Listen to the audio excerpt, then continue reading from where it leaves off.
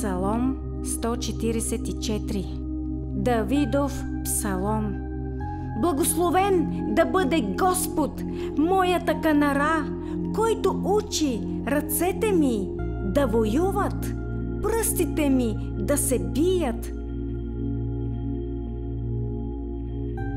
който ми показва милост, който е моята крепост, високата ми кула и моят избавител, щит мой и онзи, на когото се уповавам, който покорява людите ми под мене.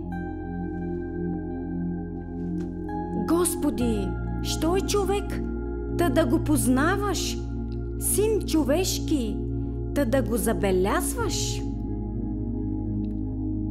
Човекът прилича на лъх, дните му са като сянка, която преминава. Господи, преклони небесата си и слез, допри се до планините и те ще задимят.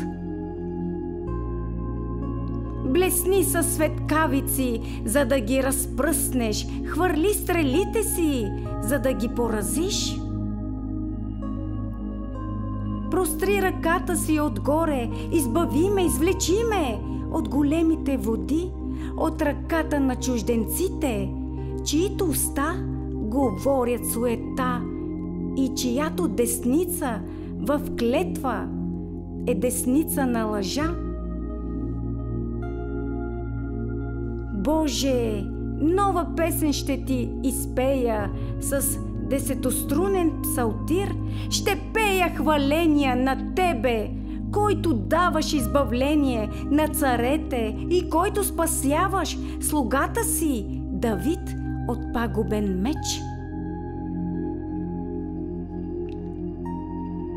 Избави ме, изтръгни ме от ръката на чужденците, чието уста говорят суета и чиято десница в клетва е десница на лъжа.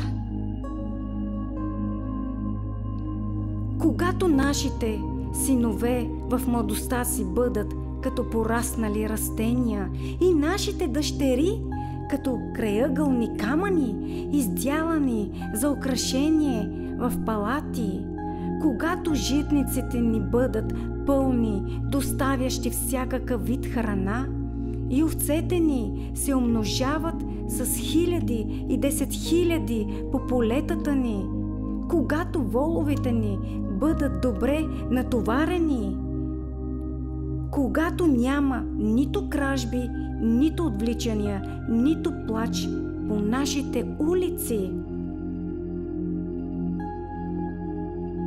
Блажен онзи народ, който е с такова състояние.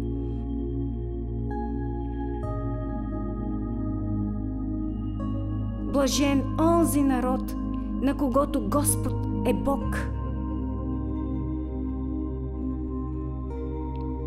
Амин.